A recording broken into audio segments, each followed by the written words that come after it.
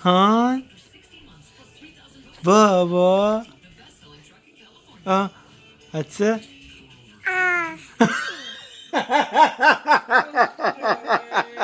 الهی بگردم بابا بگردم بابا حدسش تا کجا دو ساعت آخر گرفتم کردم بابا نیومد